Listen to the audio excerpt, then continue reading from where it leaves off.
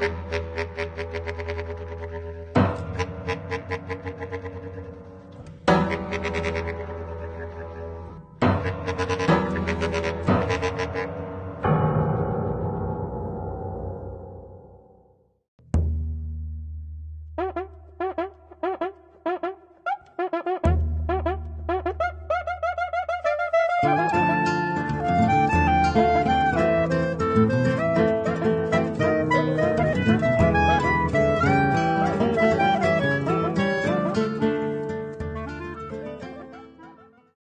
UMES é a União Municipal dos Estudantes Secundaristas do Estado de São Paulo. É a junção de todas as forças da juventude. Mas é também sempre a ponta de lança, é sempre onde a gente de fato consegue canalizar e poder fazer a diferença, né? A UMES é luta, a UMES é resistência, a UMES é história. É a gente se unir, a UMES é a união, acho que é isso. É o lugar onde o estudante tem condição de se politizar, de aprender, lutar pelo que ele precisa. A UMES é trazer cultura. Então, dentro dos grêmios, dentro das escolas, a gente precisa dar lugar para as pessoas. Então, dar lugar que antes elas não tiveram. Então, aquelas pessoas que um dia foram silenciadas, é na UMES que elas podem ser ouvidas, né? Então, a UMES tem esse papel de estar totalmente à prontidão dos estudantes e ajudando os estudantes a todos os momentos. Ela ensina os estudantes a esperançar. Apesar do governo Bolsonaro, apesar do caos que o Brasil se encontra, a UMES continua sendo a esperança do povo, não somente de estudante, mas também de todo o povo brasileiro.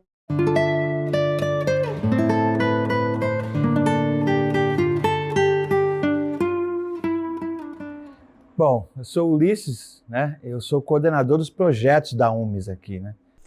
Bom, eu era estudante do Albino César, uma escola lá na Zona Norte, no Tucuruvi, e eu comecei a me envolver no Grêmio, mas pela diversão, não era assim, politizada e tal. E aí a gente fez a eleição do Grêmio e a minha chapa se juntou com outra lá e a gente ganhou a eleição. E na época existia um diretor da UMES, o Gabriel, que era da minha região e era da minha escola, que me chamou para participar das atividades da UMES. E aí eu nunca quis ir muito assim, mas aí logo na sequência teve o congresso de 2004, que elegeu o Gabriel Alves, e foi na Câmara. E aí esse Gabriel, que é o português, ficava o tempo todo, não, você tem que ir, você tem que ir, você tem que ir. Eu fui. Mas no Congresso também não é um negócio assim que, nossa, né? Não, a partir de agora já virei uma revolucionária. Não, porque você aos poucos vai indo, né? Meu nome é Lucas Shen. Eu entrei na UMES em 2016, 2015. Era quase já no final do ano. Na época, a luta dos estudantes estava em alta, estava bombando aqui em São Paulo, porque os estudantes decidiram que as escolas não iam fechar. Porque a gente entra no Grêmio por alguma razão, né? Seja pela politização ou não, mas você entra por algum objetivo. E no Congresso você vê que as outras pessoas, né, os outros estudantes têm mais ou menos as mesmas ideias que você, quer mudar as mesmas coisas que estão erradas. Então você acaba ficando. E aí eu acho que o Congresso foi uma experiência interessante por conta disso. Porque aí vi, por exemplo, a escola de baixo da minha, né, no bairro de baixo. Poxa, vocês também têm o mesmo problema? Então não é só a minha escola que é ruim, não é só meu teto que está caindo, entendeu? Então você acaba ficando por conta disso. Porque aí você vê que você se juntando com outra escola, você pode, né, melhorar aquilo que a escola está detonada. A educação, na época que eu entrei, ela passava aqui no estado por mais de 20 anos de sucateamento, né? A gente era o governo Alckmin e que continuava uma política de sucateamento, de abandono da escola pública, de não investimento. Inclusive, tentaram fechar escolas. A escola que eu estudei foi ocupada para não ser fechada, que foi o Caetano. E além disso, tinha saído anos antes, pouco tempo antes, roubos na merenda, inclusive, dos estudantes. Então, a educação pública estava totalmente sucateada. Então, assim, não é por um acaso, né? Então, você vê que o governo vai minguando as escolas até detonar. A escola que eu estudei, a geração do meu irmão, que é uma geração anterior, ela tem 4 quadras, ela tem um anfiteatro e uma piscina. Quando eu entrei, o teatro já não tinha teto, a piscina já não existia e as quadras tudo detonada. Então, aí você vê cá do lado, tem mais uma escola no meu bairro que tem essa mesma estrutura, que foram feitas escolas modelo. Então, você vê que é a mesma coisa, entendeu? Então, você se junta para falar, não, precisamos resolver esse problema, entendeu? Eu tinha um sentimento dentro de mim da necessidade de mudar as condições que a gente vivia naquele momento, principalmente dentro da minha escola. Eu, no meu ensino fundamental, já tinha feito abaixo-assinado, porque o Grêmio não colocava música no nosso intervalo naquela época. E dentro da UMES eu vi a possibilidade de conseguir organizar algo para mudar a educação, para gerar uma educação melhor, para que eu tivesse condições de ter um estudo melhor. Nessa época ainda pensando muito nas condições da minha escola e como ajudar outras escolas a conquistarem uma educação de qualidade para todo mundo. E a pessoa não precisa ser eleita, ela precisa participar do Grêmio, né? Nem todo mundo vai ser diretor do Grêmio, mas todo mundo tem que ser gremista, participar da atividade do Grêmio na escola. Eu queria somente ser do Grêmio e conheci o mundo através do movimento estudantil. No dia 11 de novembro de 1984, a União Municipal dos Estudantes Secundaristas de São Paulo foi fundada. E refundada em 1990, com o intuito de ser a maior representação dos estudantes no município. A entidade representa todos os estudantes secundaristas da cidade de São Paulo, os de ensino fundamental, médio, técnico, ensino de jovens e adultos e de cursinhos pré-vestibulares. A UMES atua diretamente com os grêmios estudantis de escolas das 5 regiões de São Paulo, organizando a luta por um país melhor e uma educação pública gratuita e de qualidade. A refundação da UMES foi em 1990. Inclusive, para a ironia do destino, né, ela foi refundada, reconstruída no Teatro Brasileiro de Comédia. O Teatro Brasileiro de Comédia fica aqui na Major Diogo, na Bela Vista. Foi reconstruída com 20 grêmios. 20 grêmios. Nós formamos uma diretoria de 5 diretores, veja que diferença de hoje. 5 diretores, né? Presidente, vice-presidente, secretário-geral, tesoureiro e diretor de imprensa. E depois dessa diretoria se reconstruiu tal, e é o que é hoje. Quer dizer, nós queríamos, já em 90, já tinha passado, quando reconstruiu a posse do Collor, e o Congresso de Refundação da UMES tirou com a palavra de ordem, foi a segunda entidade que tirou a palavra de ordem no Brasil do impeachment do Collor. A primeira foi a Central Geral dos Trabalhadores e a UMES tirou, nesse Congresso de Refundação, o impeachment do Collor e o movimento estudantil, capitaneado pela UMES aqui na capital, fez as manifestações do impeachment do Collor, retirado no Congresso. O movimento estudantil tinha uma pujança dos grêmios nas escolas. Só que a atual diretoria, antes da fundação, que foi eleita em 88, e não interagia com os grêmios. Então os grêmios pensavam de um jeito, atuavam de um jeito, e a entidade estava longe dessa discussão. A diretoria se desfez, né? Foi eleita em 88, mas não chegou até 89 com plenitude, fazendo atividade. Os grêmios muito pujantes na cidade, isso causou que a gente, vamos refundar a UMES, porque ela está sem diretoria. E era uma necessidade de ter uma entidade como a UMES, está comprovado no dia de hoje que era uma necessidade, de ter uma entidade que organizasse todos os grêmios, não só aqueles que queriam que ela existisse, que a UMES existisse, né? Então, foi uma obrigação, uma necessidade dos grêmios refundar a UMES em 1990. E daí para cá, quer dizer, só vem crescendo. Olha, a UMES, a partir dessa refundação, como o seu principal questão, pôde montar grêmio e percorrer todas as escolas do município. Quer dizer, a refundação foi em 90, começou a recorrer às escolas em 91, em 92 começou as manifestações grandiosas do impeachment. Se não fosse a UMES, quer dizer, indo nas escolas, não teria o impeachment. Não teria o impeachment. Né? Ela fez a primeira manifestação, depois fez outra, aí veio todo o movimento junto, veio a União Brasileira, veio a UNE e tal, mas eu sou testemunha ocular o seguinte, que quem puxou não estou fazendo aqui nenhuma vangloriando à toa. Quem encabeçou a luta do impeachment na capital de São Paulo foi a UMES. Então, precisava de uma organização como essa, ela é uma organização necessária.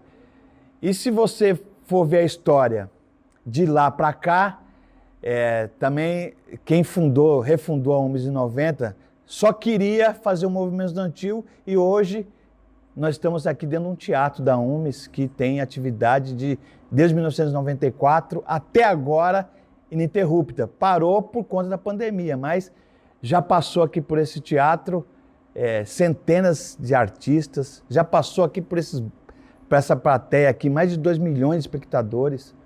Então, essa é a necessidade. A UMES hoje é uma entidade necessária para a sociedade brasileira.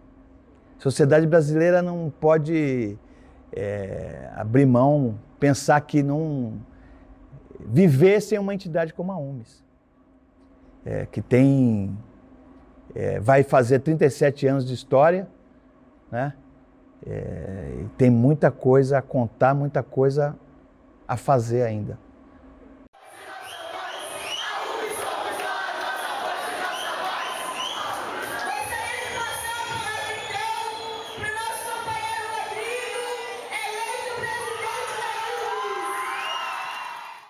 Desde 1994, de 2 em 2 anos, a diretoria da UMES realiza congressos para pautar a conjuntura nacional e o que a entidade vai defender e fazer no próximo período.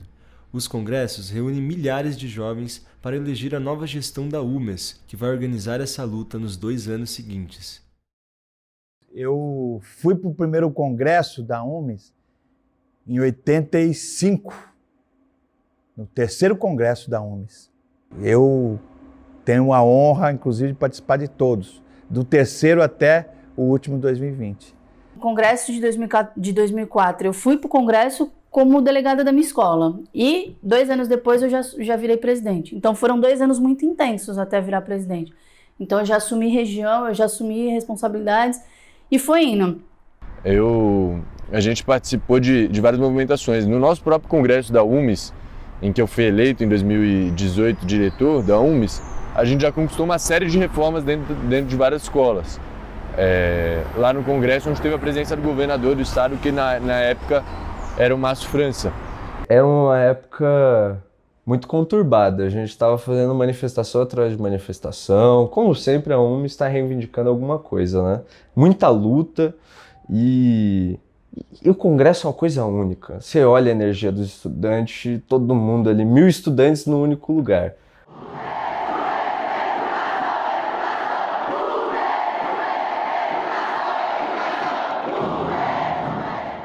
Rapaz, aquilo te dá uma energia que eu acho que eu nunca vi em outro lugar.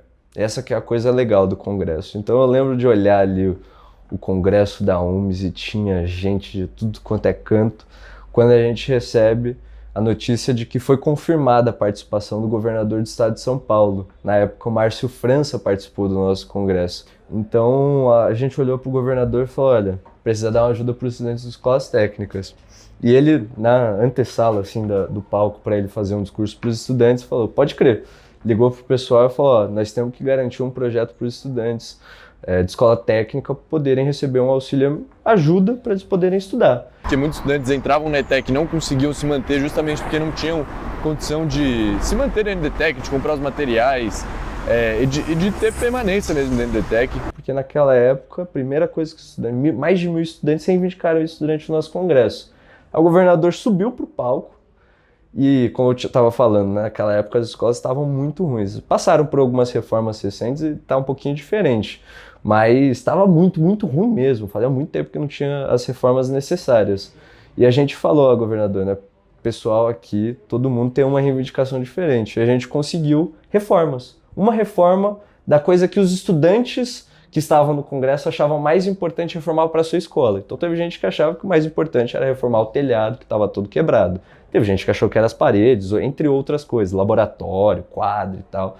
Então a gente fez um monte de reforma naquele período. E esse foi o congresso da UMES de 2018. Já começou com os estudantes ganhando luta.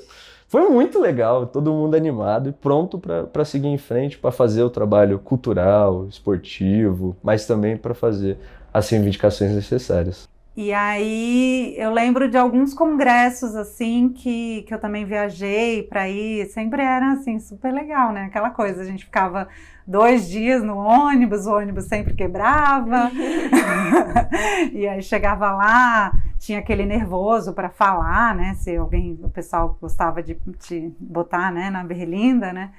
No meu primeiro congresso, eu tive uma sensação mais diferente, né? Porque eu passei a ser responsável não só mais pelo como eu me organizava, mas como eu ia organizar outras pessoas. Então eu passei a passar em escola e conversar com pessoas da importância de defender a educação, de conseguir discutir sobre a importância de um país melhor.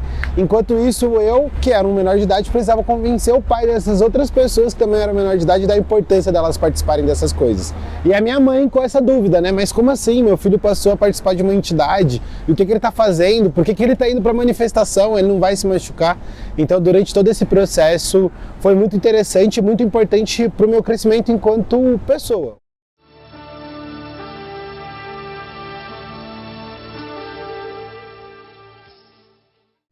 Para o primeiro presidente eleito pelo voto direto após o final da ditadura, o impeachment. Fernando Collor de Mello foi eleito em 1989. Com seu discurso anticorrupção, conquistou uma vitória sobre Luiz Inácio Lula da Silva. Seu plano era liberar a economia, mas rapidamente deu errado, a começar com um congelamento de contas que tivessem mais de 50 mil cruzados novos, sem devolver o dinheiro para a maioria dos brasileiros como havia prometido. O esquema de privatizações de estatais, abertura ao capital externo e o desestímulo às indústrias levou milhões de brasileiros ao desemprego e diversas empresas à falência. À medida que a indignação do povo brasileiro aumentava, maiores eram as manifestações de rua. No dia 11 de agosto, em conjunto com a UBS e a UNE, a UMES tomou a Avenida Paulista, na primeira manifestação que já reunia 20 mil estudantes. Collor pediu que a população saísse de verde e amarelo em sua defesa, mas, na verdade, os estudantes pintaram seus rostos e saíram contrários ao governo, caracterizando o movimento dos Caras Pintadas, que após mais de um mês de manifestações, em 2 de outubro de 1992, Fernando Collor entrou em um processo de impeachment.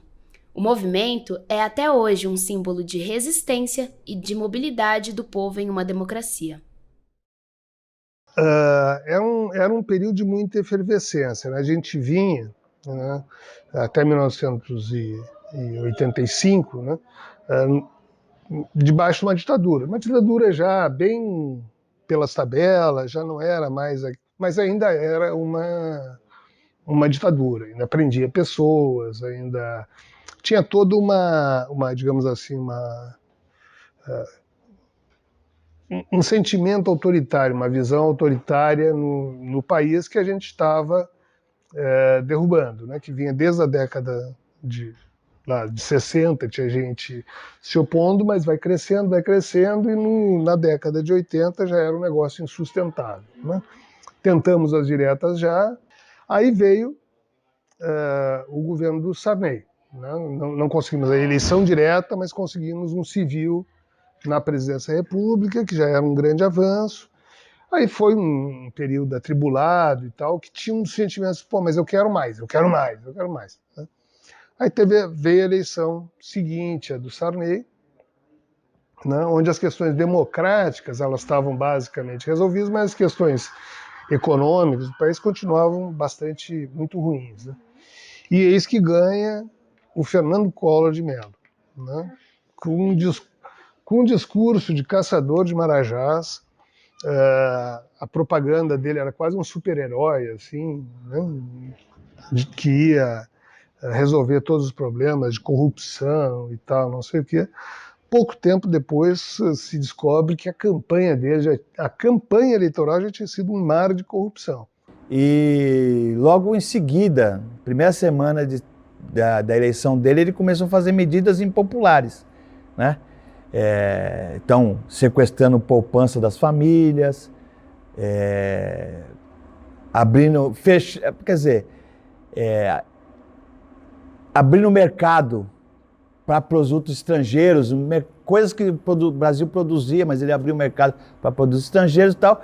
Um governo autoritário, corrupto, se provou que era corrupto em menos de 6 meses, né? Teve o caso do carro Elba, teve o caso que fez uma festa para comemorar o roubo de 2 bilhões de reais. Aí estavam condenando o país queria privatizar tudo, queria desemprego, enfim, né? Uma crise tremenda. E aí a gente continuou, não, precisamos derrubar esse cara. Né? Esse cara não pode ser presidente do país, que a gente acabou de tirar da ditadura, a gente não pode deixar esse cara ser presidente do país. Né?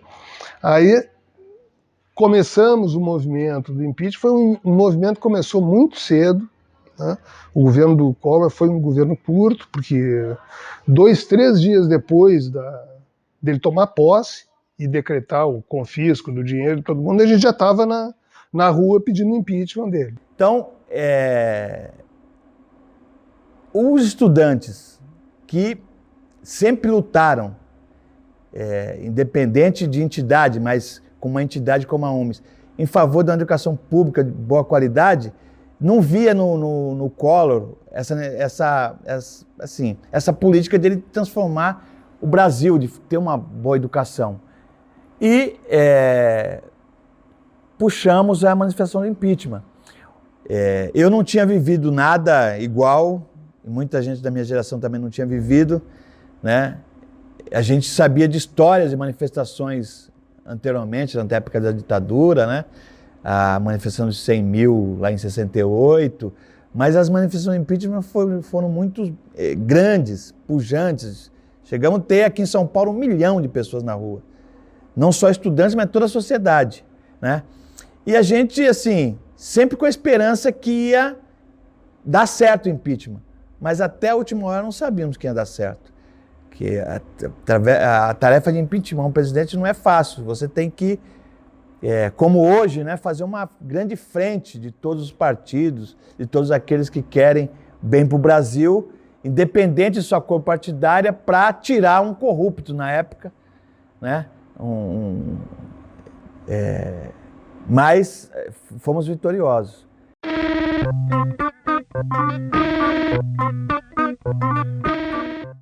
Com a censura promovida pela ditadura, o benefício de meia entrada dos estudantes para eventos culturais foi retirado. Em 1992, a UMES reconquistou o direito para cinema, teatros, shows, estádios e circos. E no ano seguinte, a UMES foi além. Conquistou a unificação do benefício do meio passe à carteira de meia entrada, potencializando a principal conquista dos estudantes. A luta pelo passe livre é um dos principais momentos de atuação da entidade, que conquistou em 2015 uma das maiores vitórias para a educação, o que garante a gratuidade no transporte público para os estudantes até hoje. Não podemos falar da UMES sem falar na meia entrada, né? Primeira conquista da meia entrada para cultura, cinema, teatro e tal, né? Em 90 também, nesse bojo todo, foi votado na Câmara Municipal aqui de São Paulo a lei da meia entrada, né? Fazia tempo que não existia a lei da meia entrada, não só na capital, mas em todo o Brasil. São Paulo votou a lei da meia entrada em 90 e nós fomos, a UMES em particular, foi para as ruas, foi para as escolas fazer cumprir essa lei. Rodamos uma carteirinha, vendemos para os alunos a carteirinha e começamos a ir no cinema, nos shows e tal, para que a lei vingasse. Vou dizer para vocês, antes de 1990, com essa lei na capital, não tinha meia entrada. Tinha acabado a meia entrada lá em 82, 83, com a ditadura acabou com a meia entrada. Os alunos de 83, sei lá, até 1990 ficou sem o direito da meia entrada. Geralmente, assim, se você vai para a periferia, não tem teatro perto. Se tem teatro, não tem tanta programação. O cinema também não é perto. O cinema que tem talvez seja o quê? Dentro de um shopping, que você tem que pagar estacionamento, pagar uma entrada caríssima para ver um filme, que geralmente vai ser um blockbuster americano, né? Então, além de tudo, assim, além da programação não ser boa, não ser de qualidade, não ser diversificada, não ser em grande quantidade, não ser divulgada, não ser incentivada, além de tudo, ainda é cara e eles queriam tirar a carteirinha, que era o que possibilitava, de alguma maneira, algum tipo de acesso. Os alunos aderiram, mas só que os estabelecimentos de espetáculo, cinema, teatro, show, não acatavam a lei. Precisou, como a gente chamava na época, muita fila boba. O que era a fila boba? A gente entrava na fila do cinema, 50 alunos com a carteirinha na mão, para comprar meia entrada. E só comprávamos quando o estabelecimento vendia meia entrada, senão a gente ficava voltando e ninguém comprava a inteira enquanto não vendesse a meia entrada. Teve uma série de manifestações desse tipo. E a conquista em si, ela é muito gratificante. Quando você consegue conquistar algo, né, real, você fala, pô, isso é sensacional. Então, na minha época, por exemplo, esse negócio de não deixar aceitar a carteira de estudante no Cinemark, poxa, a gente achava que não tinha como brigar com o Cinemark. E aí hoje é até normal, né? Você entra com a carteira tranquilamente e tal. Em 93, começamos uma discussão por conta da gente ter a meia entrada de volta, né? Para conquistar que a nossa carteirinha da meia entrada valesse também para o meio passe, né? Porque o meio passe era organizado totalmente pela prefeitura, né?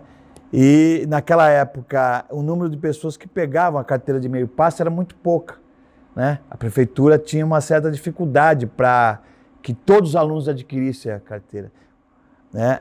A UMES entrou no processo de meio passe, né? Ficou o casamento meio passe, meia entrada, e se ampliou rapidamente para que mais alunos adquirissem a meia entrada, né? Isso no final de 93, no início de 94, nós já estávamos no processo. De 94 para cá, na verdade até 2015, todos os alunos, através da prefeitura, com o governo com a UMES, têm direito ao meio passe junto com a meia entrada, né? Eu falei até 2015 porque a partir de 2015 nós conquistamos o passe livre, né? Desde a minha gestão de vice-presidente, a gente estava no Conselho de Trânsito e Transporte, criado pelo prefeito Haddad na época. Quando eu viro presidente da UMES, eu passo a participar do Conselho Gestor da cidade. E nesse Conselho Gestor a gente vai discutindo as questões da passagem.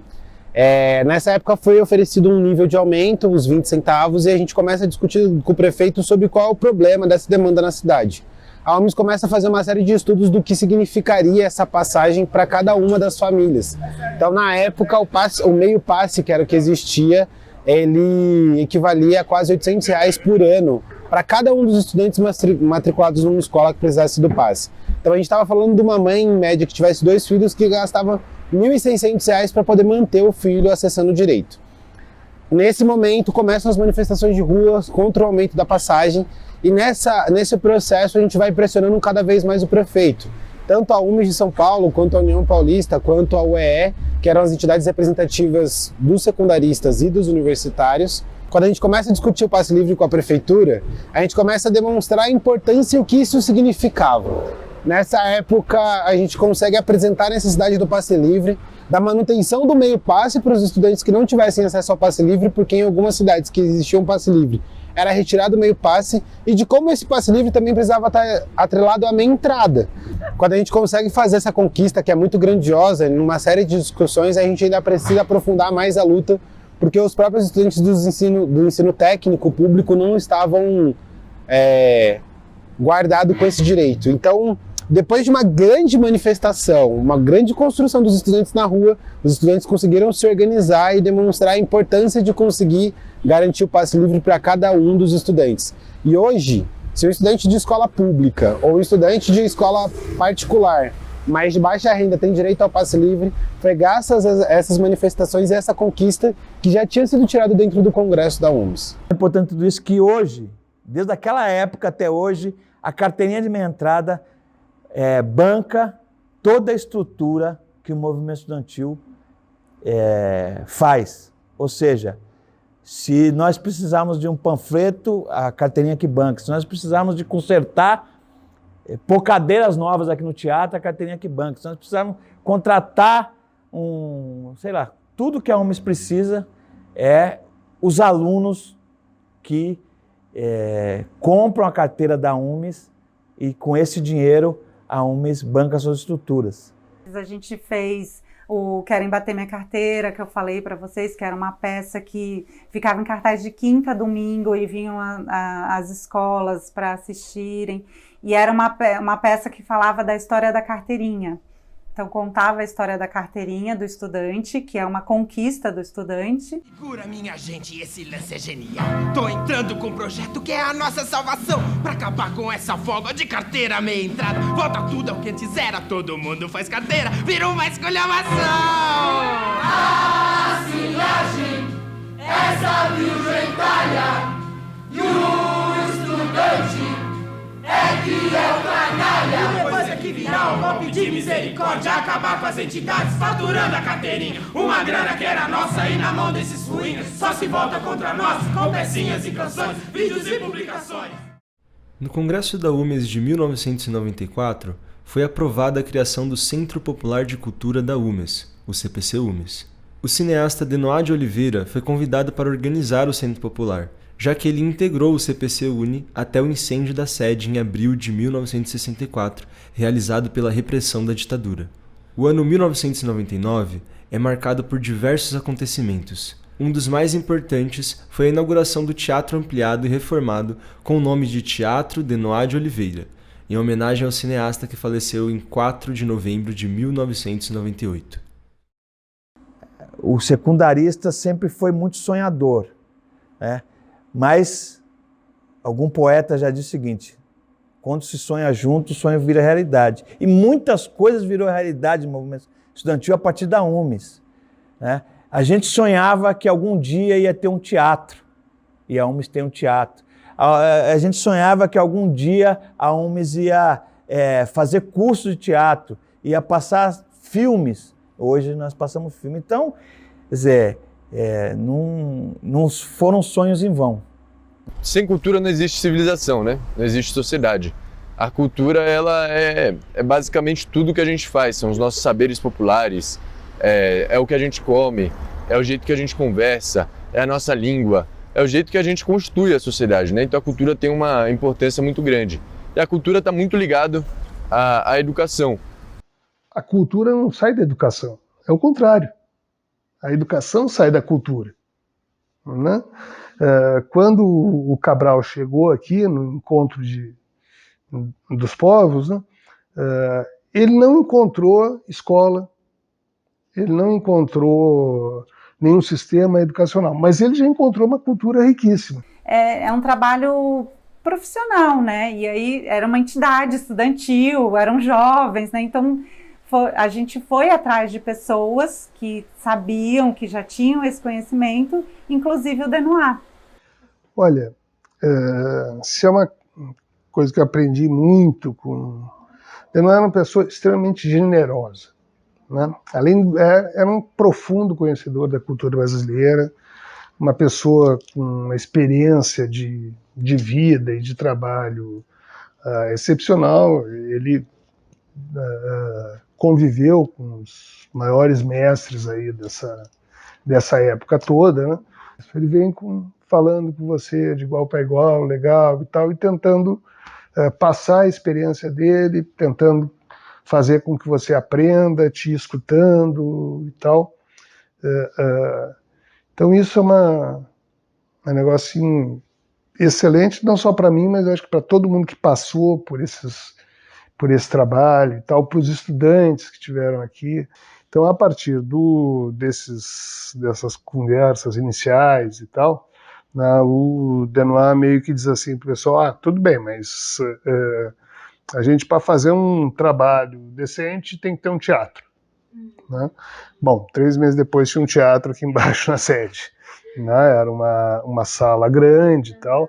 Então, lembro que teve um congresso em que foram debatidas essas questões, que a entidade deveria ter um projeto cultural contínuo, né, que não fosse só de um momento, de uma diretoria, mas que fosse um projeto longo, e que esse projeto seria baseado no antigo CPC da UNE. O CPC da UNE, ele foi interrompido por causa da ditadura, né?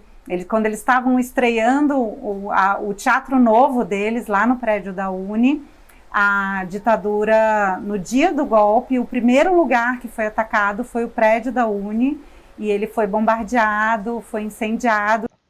Aí o Gereba veio e disse, não, mas a gente podia fazer um projeto com intérpretes, né? As pessoas cantando as músicas dos outros e tal, intérpretes que já não estão tão na mídia, assim, e tal. Bom, então aí surgiu o projeto Serenata na UMES.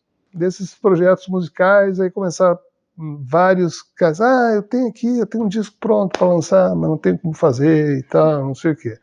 Aí a gente fez um primeiro disco do Vidal França, com a Mazé, que na época era um casal, fizemos um disco muito bonito, aí depois nós fizemos um disco com o Valdir da Fonseca, aí eu vim conversar com o Marcos Vinícius. O Marcos Vinícius ele foi, nos anos 70, diretor da Marcos Pereira Discos. E ele estava trabalhando só com publicidade. Aí nós fomos conversar com ele, ele disse, o que eu quero é voltar pro disco. Meu negócio não é publicidade. Publicidade eu sei fazer, mas não é do meu gosto.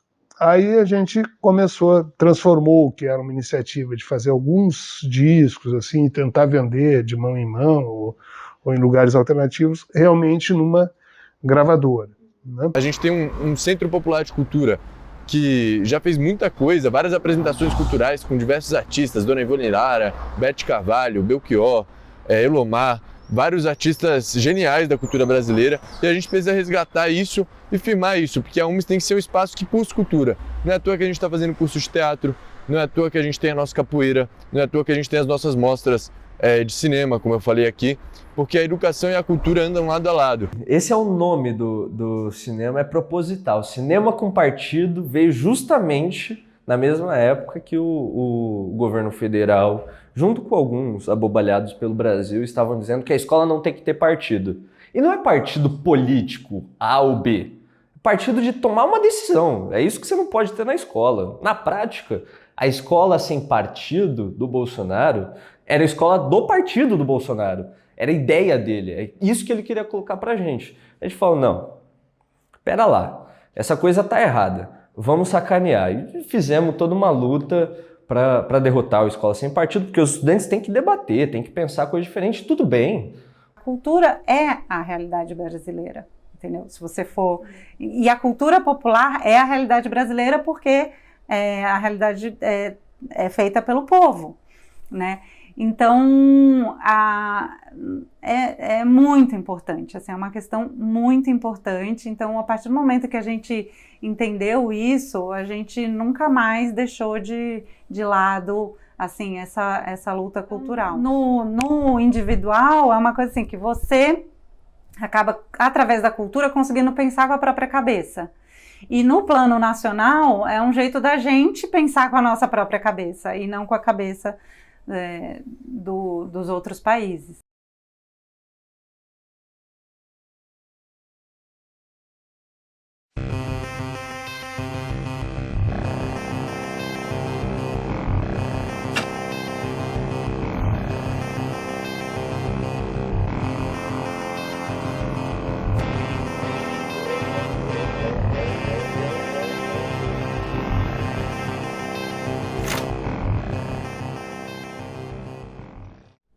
Em 2013, a UMES realizou outro projeto de muito acúmulo político, a edição de Liberdade ou Dependência, Drogas Tô Fora.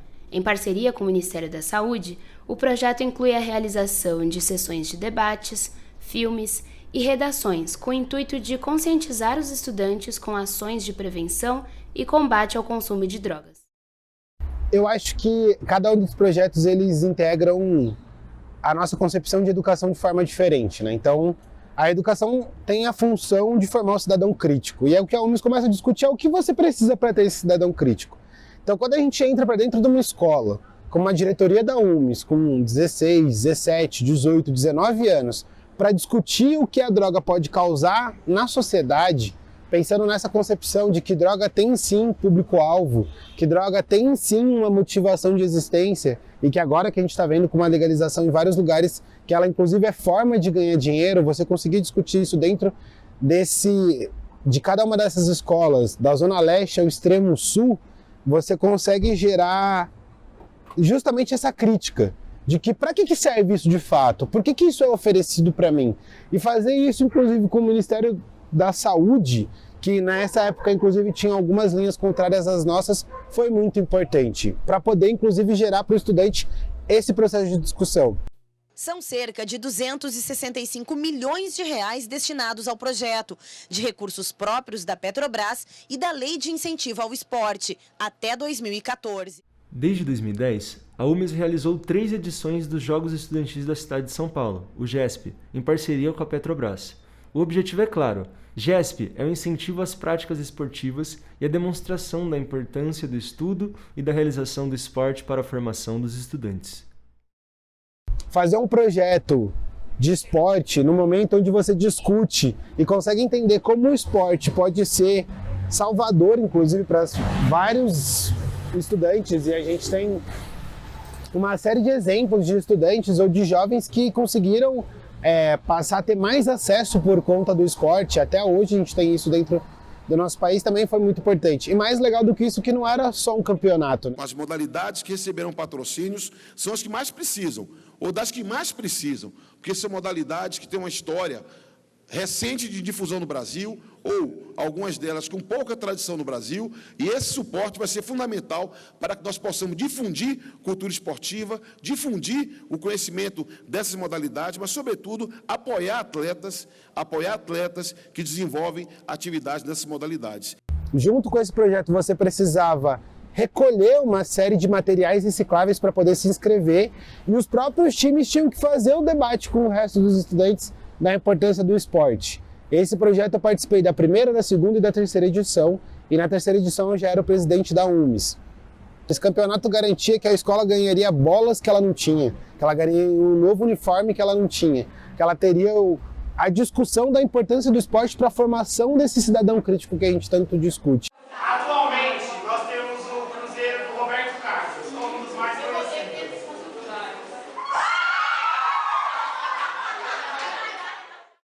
O projeto de qualificação dos jovens em turismo é realizado pela UMES em parceria com o governo federal através do Ministério do Turismo, em 3 edições entre 2008 e 2010. Ao total, foram mais de 8.000 estudantes participando do Jovem Tour, cada um cumprindo 200 horas-aula, visitas técnicas, diversas discussões e debates, compondo uma formação extremamente importante para os estudantes de escolas públicas. A gente também teve o Jovem Tour, o 1, 2 e 3. O Jovem Tour 2 foi o que eu entrei na UMES, mas eu também estava na responsabilidade de ajudar a organizar, na época, como diretor de cultura, o Jovem Tour 3. Esse foi em conjunto com o Ministério do Turismo. Então, na intenção daquela época que ia ter a Copa do Mundo no nosso país, de formar pessoas naquela área para a área do turismo que pudessem ter essa ocupação como formação. Então, eu acho que se eu pudesse descrever todos esses projetos, todas essas lutas, eu acho que é essa definição da mudança, de poder gerar a mudança em cada uma dessas pessoas, de tornar essa pessoa uma pessoa que não vai mais aceitar o que for que estiver acontecendo dentro do nosso país, que vai brigar por algo melhor. E vai brigar justamente porque cada uma dessas ações, dentro da saúde, dentro do esporte, dentro da cultura, conseguiu gerar para ela essa formação do cidadão crítico que a gente quer na nossa sociedade. Então, depois que a gente sai do GESP, a gente demonstra, tá vendo? É possível discutir esporte com os estudantes. Depois que a gente sai do Drogas Tô Fora, Liberdade e Dependência de Drogas Tô Fora, é possível discutir com a juventude sobre a questão das drogas. Depois que a gente tem um curso de teatro para todos os estudantes, demonstra como é possível ter cultura dentro do ambiente escolar. Então, a motivação principal é demonstrar que essa educação de qualidade que a gente tanto briga, ela é factível, ela é possível de acontecer.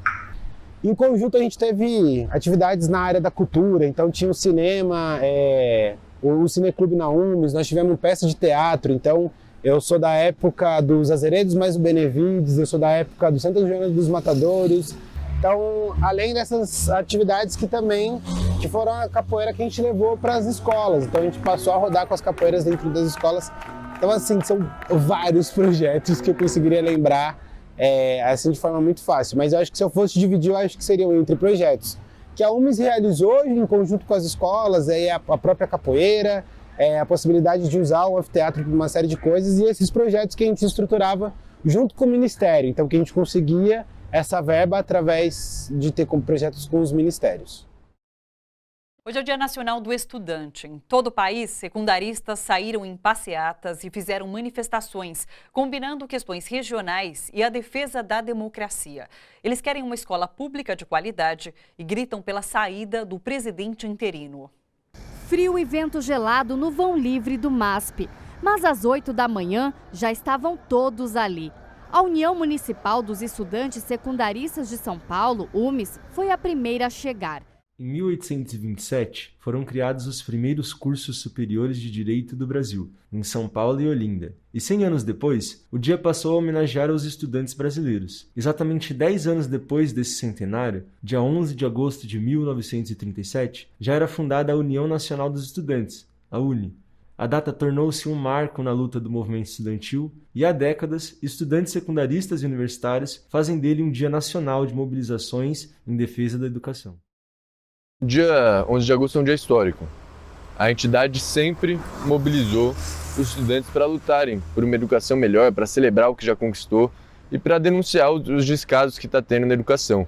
Então é um dia histórico, é o dia do estudante, a UMES é repleta de estudantes, então é um dia muito importante para a gente e para os estudantes, né?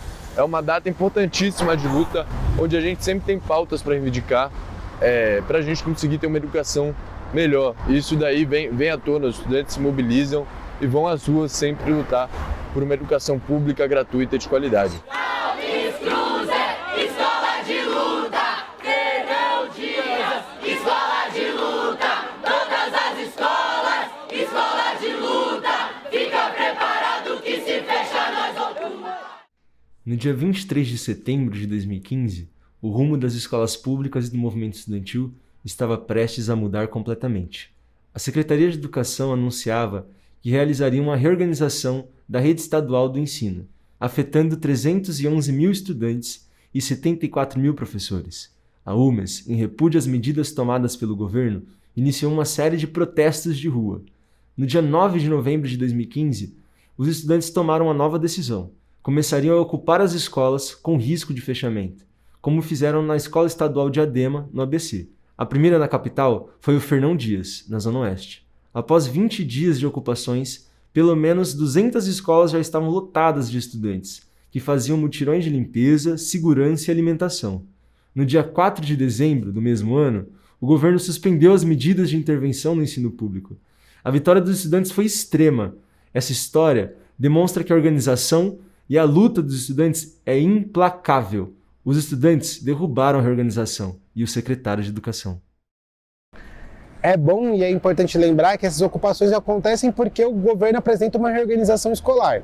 Então ele começa a dizer que é o seguinte, olha, a escola está eu tenho vaga sobrando dentro da escola, então eu posso gerar escolas agora, que sejam escolas especialistas em ensino médio, ensino fundamental 1 ou fundamental 2. Em conjunto com a reorganização aparece uma lista com mais de 100 escolas que seriam fechadas durante esse processo, porque o governo diz que existe uma ociosidade de vagas. A partir daí a gente começa a organizar uma série de manifestações dizendo que essa ociosidade não existe, que o governo precisava investir mais na educação, precisava então, se tinha vaga sobrando, colocar menos alunos dentro de sala de aula, contratar mais professor, que não tinha que fechar a escola. Até o momento que a gente vai para o congresso da UBS e quando a gente volta acontece a primeira ocupação do estado de São Paulo, que é na Escola Fernão Dias.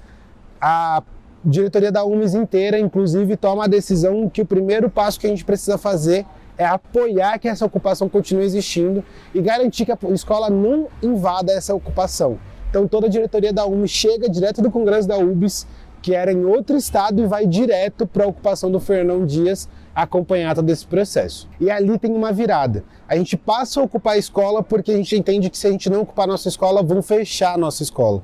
Esse era o mais importante, garantir que não pudesse fechar a escola. E para isso, se a gente tivesse que dormir dentro da escola, tivesse que nunca mais sair da escola, a gente ia fazer isso. E fizemos. A gente está aqui na frente do Mazé.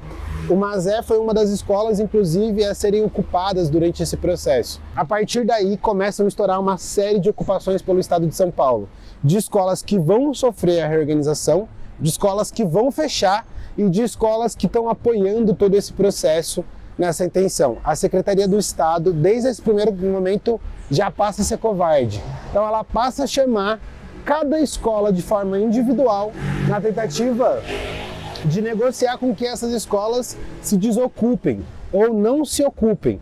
E esse processo passa a ser um processo de resistência para cada vez mais um processo de cuidado da sociedade, de expansão de apoio. Então um projeto cada vez mais de apoio. Porque as escolas começam a receber alimentações para que os estudantes fiquem mais tempo. A população começa a olhar e começa a concordar que está errado fechar a escola, que está errado, de modo geral, a gente destruir o espaço e o ambiente do estudante. Nesse processo a gente começa a perceber coisas que a gente precisaria fazer, então, para ganhar cada vez mais a população. Que a ocupação não poderia ficar fechada, ela precisaria ficar aberta, para que todo mundo pudesse ver o que está acontecendo dentro da ocupação. Que a ocupação precisaria ser ocupada por espaço, por coisas culturais, por atividades que precisariam ser feitas para a sociedade conhecer a ocupação. Cabe lembrar aqui também que a diretoria de ensino começa a fazer pressão para as desocupações e tenta entrar na justiça para obrigar, para poder dar as reintegrações de posse, para que a Polícia Militar do Estado de São Paulo possa invadir as escolas e retirar os estudantes. Nesse processo, os desembargadores do Estado dizem que não vai poder fazer a integração de posse, e aí que sai aquela foto junto com as diretorias, os presidentes das entidades e um presidente de Grêmio Estudantil comemorando essa vitória de que o Estado estava entendendo que a gente tinha direito de continuar essa luta de modo geral. E aí não é permitida então a reintegração de posse. Entretanto, Padula, que era o chefe de gabinete do secretário de Educação, recebe a missão de conseguir tirar de todas as formas os estudantes de dentro dessas ocupações e começa a elencar qual escola que deve ser desocupada. E a escola escolhida, não a mero acaso, a primeira escola que foi escolhida para ser desocupada foi o Maria José. Como a polícia não estava autorizada a fazer a integração de posse, o que o diretor, inclusive enquanto lacaio do Estado, fez foi chamar um chaveiro e abrir pela porta dos fundos, onde inclusive existia uma barricada para impedir essa ocupação, a entrada dos policiais. E o diretor chamou alguns pais dizendo que os pais precisavam conversar, porque se a escola não fosse retomada, os filhos seriam reprovados. Então, nesse momento, se eles conseguissem colocar tudo nos seus devidos lugares e que a gente saísse, a gente teria perdido a ocupação. E aí acontece, um dos vídeos inclusive que tem no site da UMES, que eu começo a disputar com o policial se ele vai tirar uma cadeira, um banco grande, se ele vai conseguir retirar esse banco de dentro da escola ou não.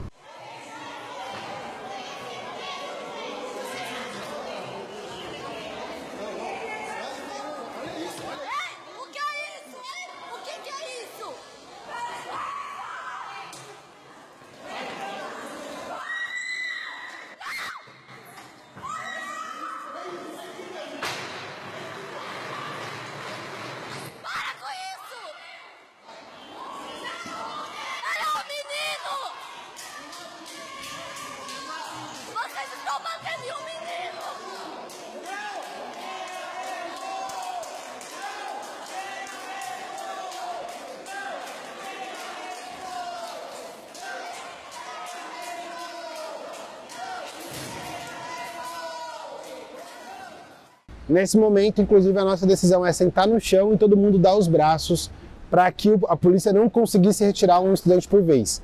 A gente passa a entender que a gente precisa voltar para as ruas. Então o Sérgio Mambetti, o tio Vitor, que acabou de falecer, vem até a ocupação e faz uma chamada junto com os estudantes da gente ocupar, inclusive a Radial Leste, que está aqui muito pertinho.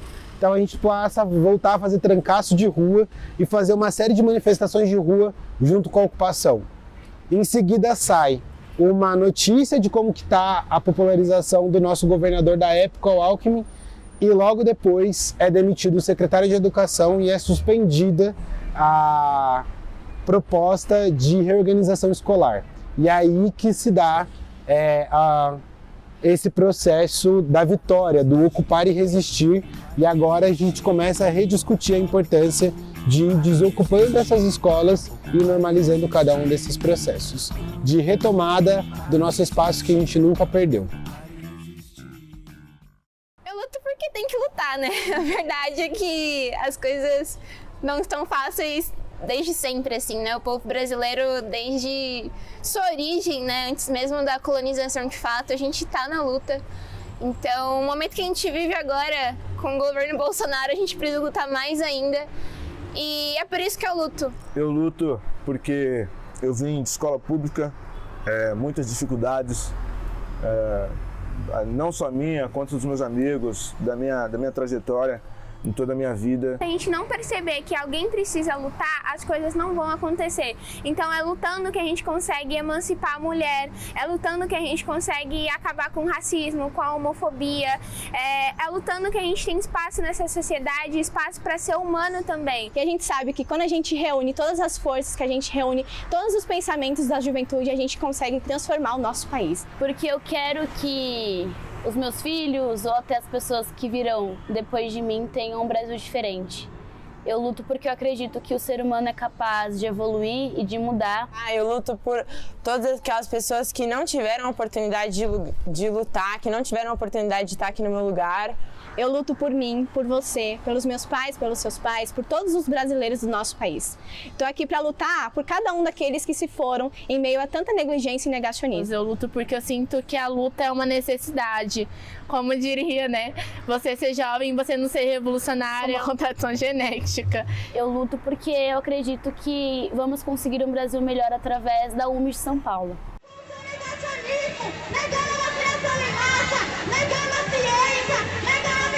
Por isso que hoje devemos conscientizar o Fora Bolsonaro.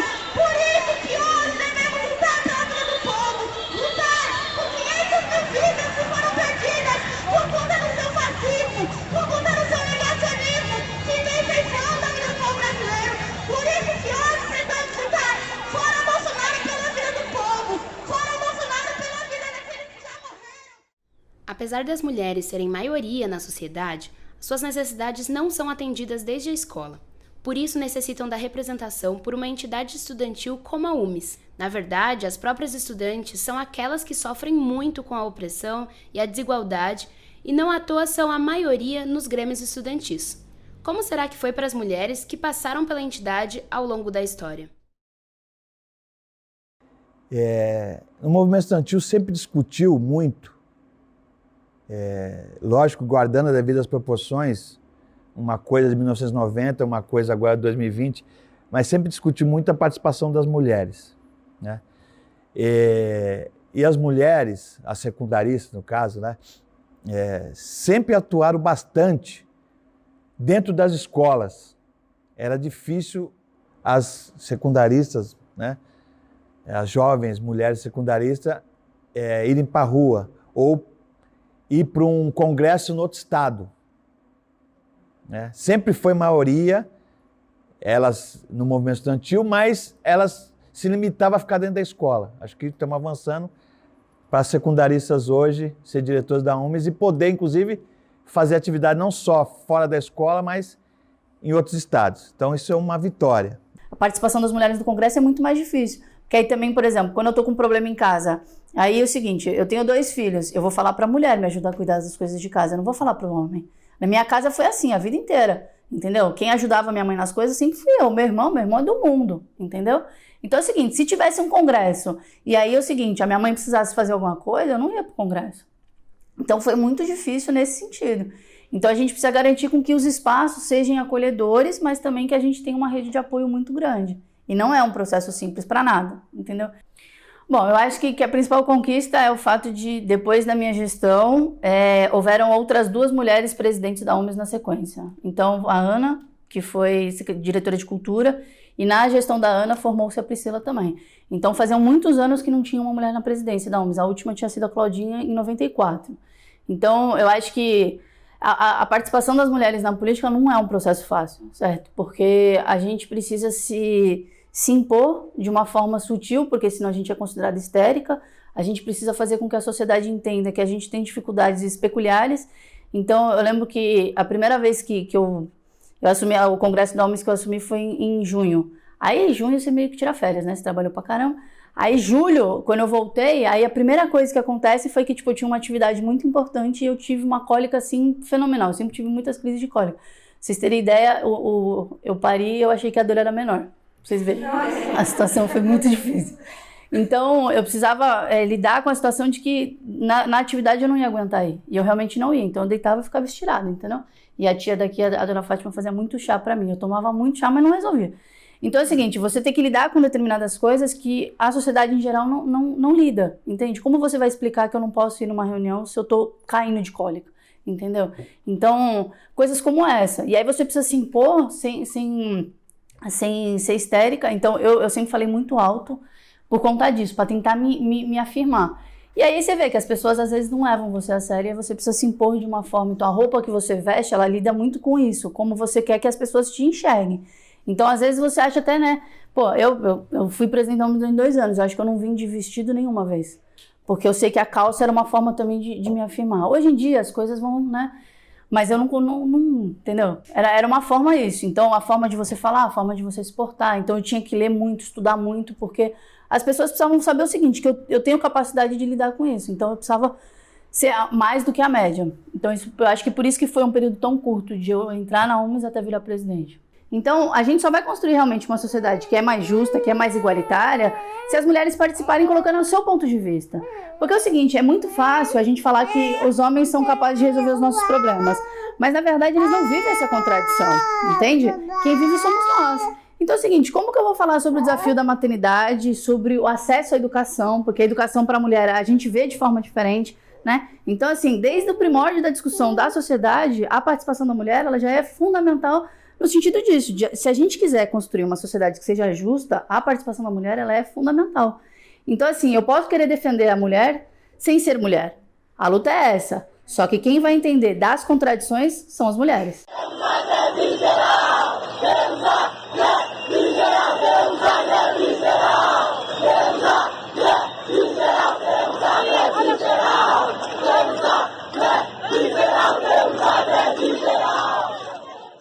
Após o corte de quase 2 bilhões de reais do orçamento das universidades e institutos federais, as entidades estudantis iniciaram um tsunami da educação. A partir de 15 de maio de 2019, milhões de estudantes, em conjunto com a sociedade, se mobilizaram para ocupar as ruas em defesa da educação e de seu futuro. Os atos se tornaram frequentes e continuaram a honrar seu nome, levando uma enxurrada de pessoas para as manifestações. O dia 30 de maio foi um dos mais marcantes para o movimento. Nem mesmo os próprios organizadores esperavam mais de 1 milhão de pessoas na mobilização nacional. Depois de 5 meses de intensas manifestações, em 18 de outubro, o governo federal liberou o orçamento das universidades. Os estudantes obrigaram Bolsonaro e seu ministro a suspender os cortes, provando que a única coisa que eles não fazem é balbúrdia. Lá em 2018, a gente já sabia que ia passar por isso. Então, em 2018, a primeira coisa que a gente faz quando chega próximo das eleições é dizer, em primeiro lugar, é democracia. Ditadura não. Colocamos, inclusive, aqui na frente da sede da UMS uma faixa escrito ditadura não. Mas mais, nós queremos educação, queremos qualidade, queremos trabalho, queremos que o Brasil avance.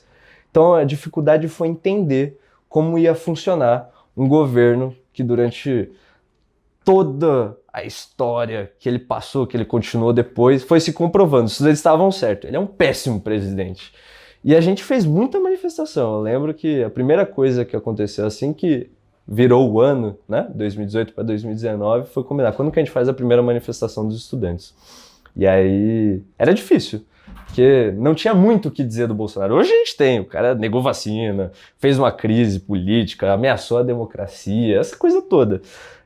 Mas na época não tinham muitos elementos, até ele começar a atacar a educação. Então foi aí que surgiu o tsunami da educação. Como eu estava falando, o Bolsonaro cortou da educação.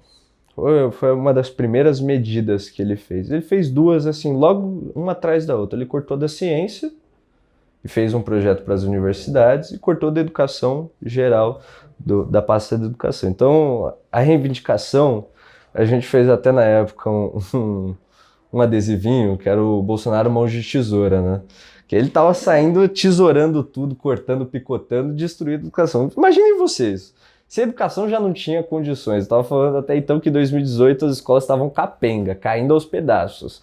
Cortar da educação é uma medida que não faz sentido algum.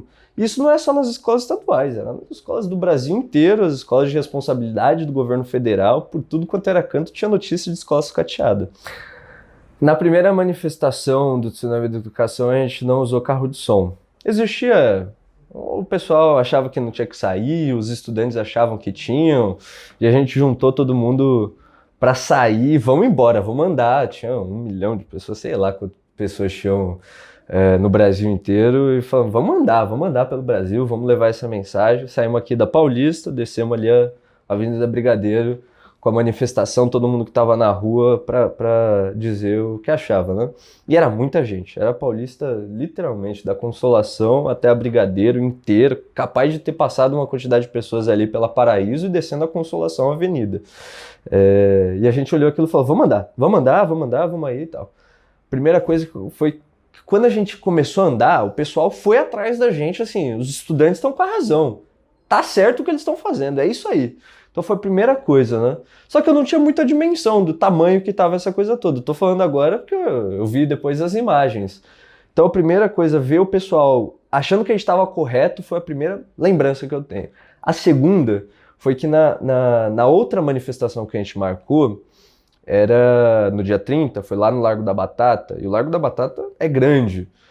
E aí dessa vez a gente conseguiu levar o caminhão de som.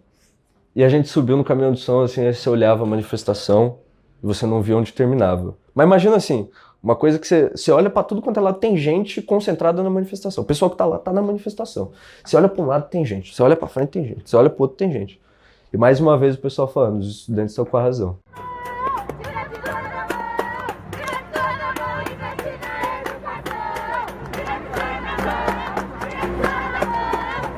No dia 29 de maio de 2021, depois de 2 anos sem ocupar as ruas devido à pandemia da Covid-19, entidades estudantis e diversos partidos retomaram as manifestações contra o governo de Jair Bolsonaro. A falta de responsabilidade com a vida do povo era nítida. Hoje se somam mais de 600 mil mortes por uma doença que já tem vacina, que desde o início foi um compilado de negligência e ignorância. 81 e-mails da Pfizer ignorados.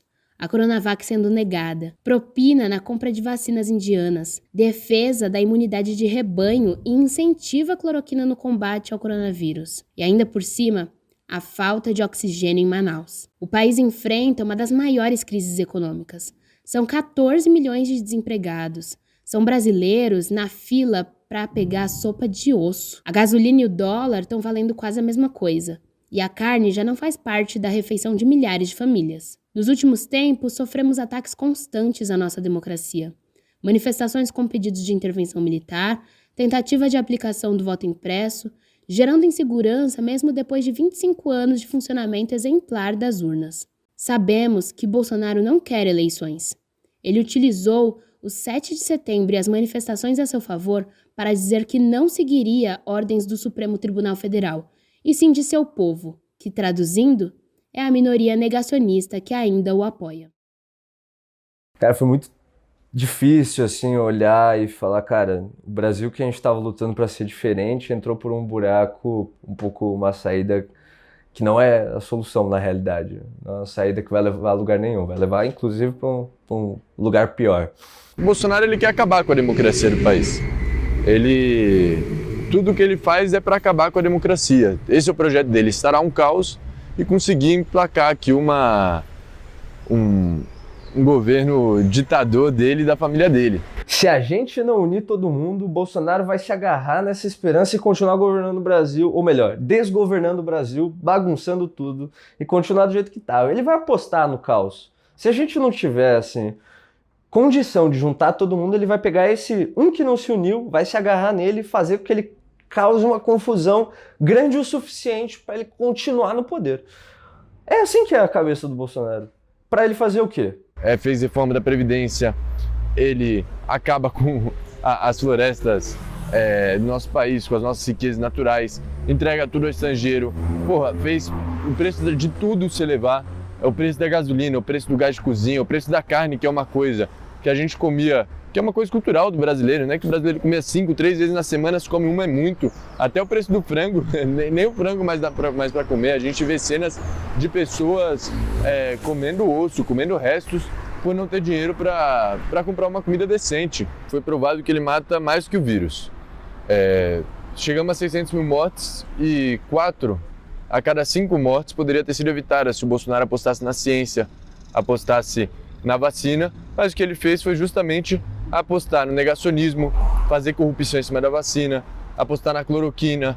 Então, justamente por isso, por esses motivos, e de seguir pautas anticientíficas, que a gente conseguiu aí chegar à triste marca de 600 mil mortes. E, inclusive, esse não combate à pandemia gerou também um caos na educação, porque afastou os estudantes da sala de aula, justamente porque não se combateu a pandemia. Isso daí gerou um déficit na educação gigantesco que a gente tem que superar agora. Inclusive, uma das tarefas da UMES é ajudar a gente a conseguir superar esse tempo perdido de não ter aula presencial, porque muitos alunos não conseguiram acessar as aulas online. E o Bolsonaro não contribui em nada para a gente conseguir voltar às aulas presenciais, por exemplo. Então é mais um ataque à educação, porque ele quer o estudante longe da escola, assim como ele quer o estudante longe da universidade pública. Ele já falou, né? Acaba com a universidade porque só tem maconheiro.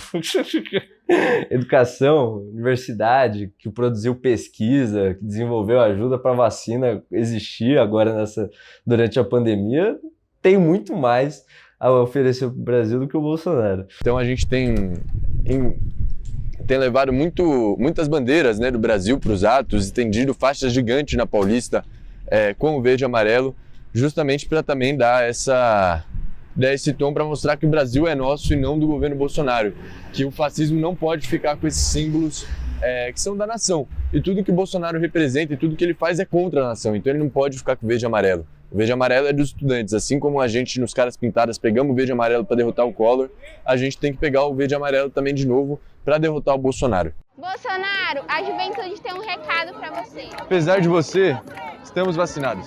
Não é à toa que 72% da galera de 12 a 14 anos foi vacinada, cerca de 2,4 milhões de pessoas. O seu tempo acabou e vamos te derrotar. Inclusive, estamos tirando o título só para votar contra você. Os estudantes não têm medo da sua truculência. E não temos medo da sua autoridade. Os estudantes não têm medo de você. Já estamos com o título na mão. Se prepara, que sua hora está chegando.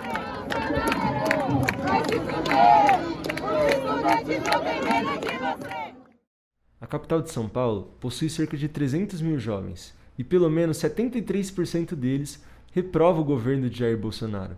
A juventude é a consciência e a luta contra a injustiça.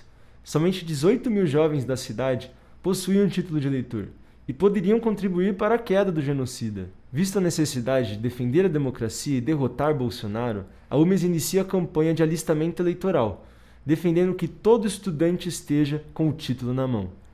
Desde o mês de setembro, a diretoria da entidade tem se empenhado em discutir nas escolas a importância de sermos jovens inseridos na política para podermos defender nossos interesses e necessidades utilizando do nosso maior direito como cidadão, o voto. Com quase 2 meses de campanha iniciada, a UMES garantiu mais de 3 mil títulos de eleitor para estudantes entre 16 e 18 anos da capital de São Paulo. A motivação foi justamente quando a gente viu a reprovação do governo Bolsonaro, que ela é muito maior na juventude. Então a gente falou o seguinte, precisamos derrotar o Bolsonaro. E a gente pode também garantir a derrota dele, se a gente não conseguir derrotar nas ruas, derrotar nas urnas do governo Bolsonaro. E para que a juventude toda esteja com seu título de eleitor para votar, porque também é um ato de defesa da democracia, porque o Bolsonaro fica atacando a democracia, falando que urna eletrônica não presta, que é fraude, mas a gente sabe que ele foi eleito durante anos pela urna eletrônica, e é justamente a gente também tirar o nosso título, reafirma a democracia, reafirma o sistema que a gente está falando, que a gente acredita na democracia e que podemos mudar o país também através dela, e não vai ser com o governo Bolsonaro que a gente vai conseguir ter uma democracia e um país melhor. A UMES para mim é uma possibilidade, na verdade. Eu entrei para a UMES enxergando que eu poderia colocar na prática tudo que para mim era muito discurso. Ter condições de olhar um pouco através da minha bolha, de conseguir entender a realidade dos outros e colocar assim, a minha paixão, a minha fé pela nação, pelo Brasil, em forma de luta. A UMES para mim é resistência, é lutar por todos aqueles que fazem parte da nossa vida e por todos aqueles que também não conhecemos, é juntar força para a gente lutar por aqueles que hoje não podem estar aqui. E fazer com que o aluno da pior periferia que tenha voz aqui no centro, em qualquer lugar. A UMES é o meu ponto de equilíbrio e ao mesmo tempo é onde eu canalizo a minha revolta, a minha indignação e força de luta para conseguir reverter a atual situação do Brasil. Foi pela UMES que de fato eu consegui entender as revoltas que eu tenho, foi pela UMES que eu consegui entender de fato como as coisas são organizadas, como elas funcionam, e também foi pela UMES que eu pude entender do porquê é importante eu participar das tomadas de decisão, de que na real eu não participando, eu já estou participando. A UMES me faz pensar que eu posso ser útil para o nosso país. Para mim a UMES ela é luta, ela é amor, ela é carinho, ela é afeto, é cultura, é conhecimento. A UMES é coisas que a gente vai aprendendo com a vida e é uma coisa muito intensa, a UMES é intensidade. A UMES ela tem esse papel muito bonito de lutar hoje pelos estudantes de forma muito forte desde o seu início. Essa gestão está sendo exatamente a gestão que veio depois da que eu fui presidente. No período mais difícil.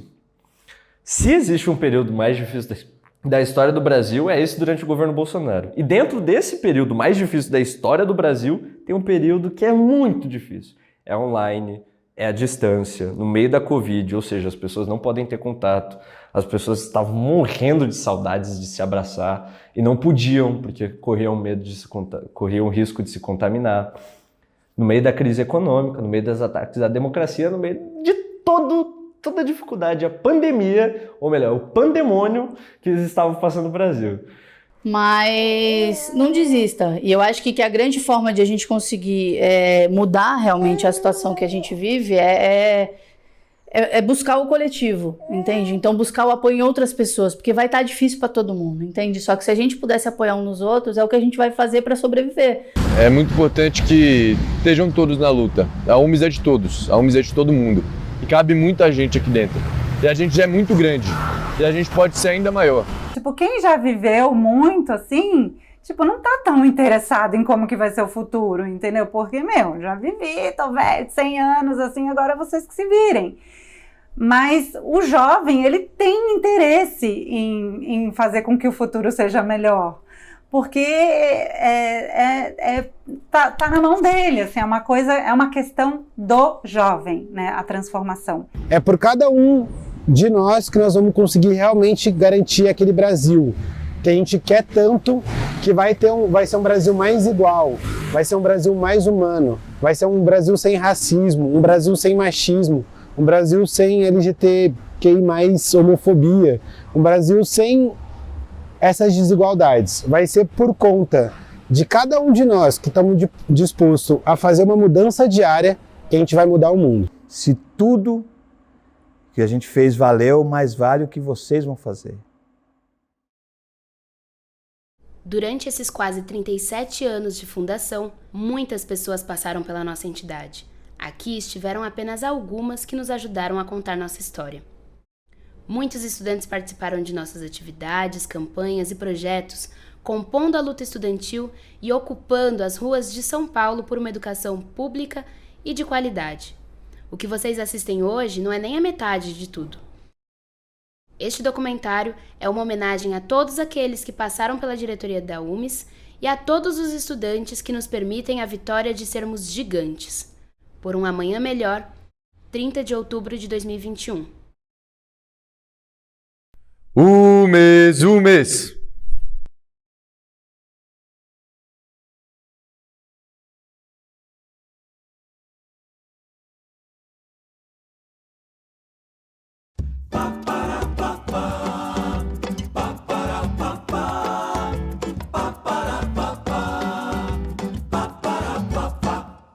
Ou fica ou vai embora, tá chegando a hora.